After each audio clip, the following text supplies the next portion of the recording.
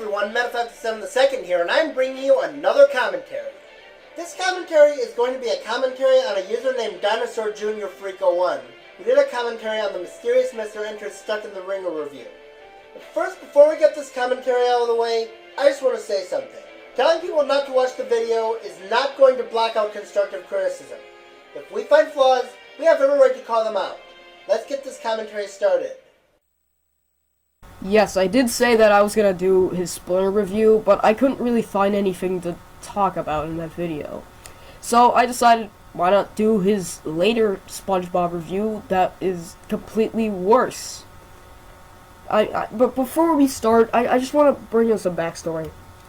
I used to be a giant fan of Mysterious Mr. Enter. I actually made a fan animation off of him. Here's one thing I'd like to bring up. In this commentary, he tends to stutter a bit. So I'm going to do like I did in the commentary I made 4 years ago and edit out his stuttering. But before we start, I just want to talk about something that John really does in his videos. It's this disturbing content thing that he does. I'll just show it to you. Some viewers may find this disturbing. Viewer discretion is advised. John, you're reviewing SpongeBob, a show about a talking sponge who lives in the sea with his underwater friends. You're not reviewing a bunch of films like Eraserhead, Cannibal Holocaust, that one Salvador Dali movie that starts off with a woman's eye getting slit with by a razor. I can't remember the name, but seriously, John, they're not really that disturbing to begin with, so it really bothers me. Just because he brought up the disturbing examples doesn't mean that the disturbing scenes in this episode aren't that disturbing. Oh, by the way, in the review, Mr. Enter shows actual footage of the episode, and while I'm not as paranoid about copyright as I used to be, I'm going to show as little footage as possible and try to replace some of the footage with Mr. Enter's avatar. I don't want to risk getting a copyright strike, especially after Mr. Enter's account got terminated.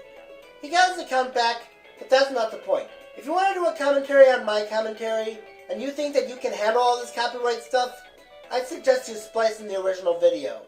Says it all, doesn't it? Fuck yeah, it does. And why did you have to stop the video to say that? Oh, and before that we actually start, I actually hate this episode as much as John does, but I just want to point him out on some bullshit things he says. I'm fine with you doing the commentary despite hating the episode too, and I don't mind the fact you're calling him out. Heck, I'll agree he said some really stupid stuff in some videos. Heck, I even did a one-shot commentary on him once. And there will be a couple times in the video where I call out Mr. Enter a couple times. Don't judge me for that, there's nothing wrong with it. Let's see how he does the commentary. Hey, this kind of reminds me of real-life situations when people can't get their hands or other extremities out of nooks or machinery. They spend days calling for help that never comes, eventually forced to cut off that extremity in pure desperation. And these hacks think that a scenario like that can be used for comedy. Then again, I think basically anything can be made into something that can be humorous. But then again, the writers don't know what they're fucking doing, so I'm gonna let John pass on this. What? You paused the video to refute him, but then you give him a free pass. Do you realize how much of a waste of time that is? If anything, you could have easily cut off that point and it wouldn't make a difference. You know what I find interesting in these SpongeBob torture porns? Oh, by the way, Enter fans, the term torture porn, if you're not aware of this, the term torture porn was made up by Mogro Studios, not the mysterious Mr. Enter. Pointless information is pointless. Before you add literally any character and add torture porn to it, like...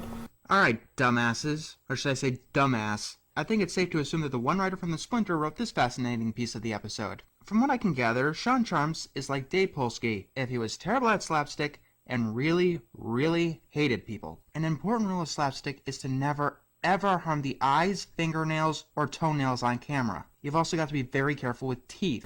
Yeah, I'm pretty sure we can do slapstick around the teeth. Humor is subjective, Dinosaur Jr. Freak. Some might find those types of jokes funny, but others won't.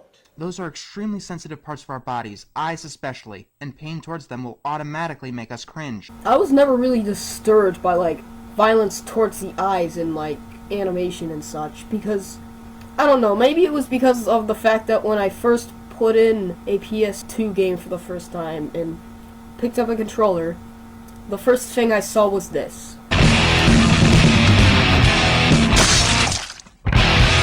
Yeah, imagine being 4 years old and very oversensitive, and then you see that for the first time. You know what my last counterpoint about humor being subjective? You're pretty much refuting him for finding these types of scenes disturbing. I mean, sure, you don't find where a scene where someone gets mustard sprayed in their eyes causing them to burn to be disturbing, but a lot of people do. I don't find spiders to be as scary as everyone else does, and you don't hear me calling people out for finding them creepy. I'll give you credit, at least you didn't say, it's not that disturbing, rather than, I didn't really find it that disturbing. But there's still no point in doing that. It is possible to do eye-related slapstick, like say someone is trying to open a switchblade and looking really closely at it. If you want it to be funny, when the blade goes off, you've got to move the camera somewhere else as that guy screams. But what about in the Johnny's Royal Flush review where the gator got stuck in the garbage disposal? They cut away from that, and you still complained about that, didn't you? I think what you mean to say is if they don't directly state what's going on, but rather imply it. Oh, here's another problem that John has. Shitty audio editing. I mean, sometimes in his videos, his voice just cuts out of complete nowhere, and he'll be like, almost at the end of a sentence, and a scene will play.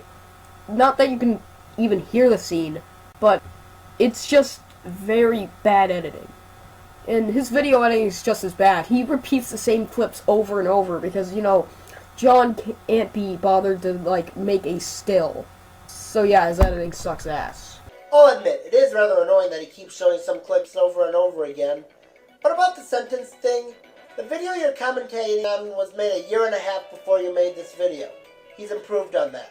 And I'm going to skip the next couple minutes of this commentary because that either consists of A, stuff that I don't want to repeat myself again, or B, stuff where he doesn't say anything. He runs to SpongeBob's house, breaks in, and finds something that wouldn't be out of place in a horror story. I guess Derek ain't done yet. John, there is a kind of humor out there called black humor, which uses disturbing situations in a comedic way. Okay?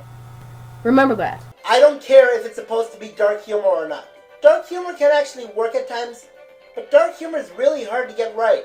Sometimes it makes people feel more horrified than it makes them want to laugh. Why do you think that one-course meal is regarded by a lot of people to be the worst SpongeBob episode ever? Actually, John, I agree with you. These writers are fucking terrible. Okay, let me ask you guys this. Who the heck refutes their own arguments and their own counterpoints? That's yet again another waste of editing that you could have easily used to cut out some of your pauses. I'm sorry if you think that I'm raising my voice too much, but I'm trying to entertain the audience. I'm just gonna call you 3 excuses for humanity until I can find a description that properly suits your crude, idiotic, and juvenile talentless asses. Yeah, they wrote an episode for a show that's very mediocre after the first 3 seasons. Yeah, they are excuses for humanity. I believe someone's never heard of a certain term called adding fuel to the fire. That's when you take something already bad and make it a lot worse. Even so, Mr. Enter was trying to be dramatic with this point. I'll admit he probably could have handled that better, but the only time I can recall Mr. Enter necessarily attacking the writers was in his Pet Center Pat review, and even then, he apologized for that. In this reality, it's conventional wisdom that it actually takes an adult to write for children. What am I saying? That's not fair. Children would make better writers than you 3. Hell, infants would. Infants only really do nothing but shit and cry, so I don't think they'll be able to write an episode of a kid's show. Mr. Enter was making a joke. How could you take such an obvious joke so literally? My dog would. Didn't you say a couple videos earlier that your dog died? I don't think a dead dog could do anything, John. I'm just saying. He meant it would have written better before it died. I don't know anyone who would lower themselves so substantially to even reluctantly want your demented, poisoned minds around. Who the fuck cares? What? Who cares about that? I didn't just hear that. Do you realize what you're saying? You're saying it's no big deal that people are learning bad morals. How can it be no big deal that kids are learning to do bad stuff thinking it's okay?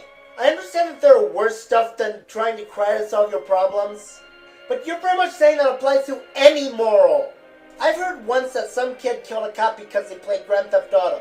I'll admit that was the kid's fault, but you're basically saying that if someone does something that bad because of a TV show or in forms of media, you're saying we shouldn't care about that. I'm sorry if I'm being harsh on this, but that counterpoint was so bad that I just had to. And I'm going to stop the video right here because I have nothing else to say, and even if I did, I would be repeating myself. My gosh, this commentary needed a lot of work.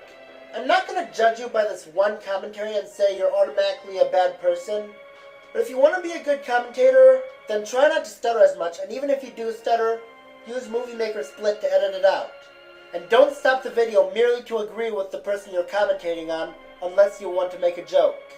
And I think that some people will also give you some more advice in the future, and I don't have anything else to say, so this is Meta527ii, and I'll see you all in my next video.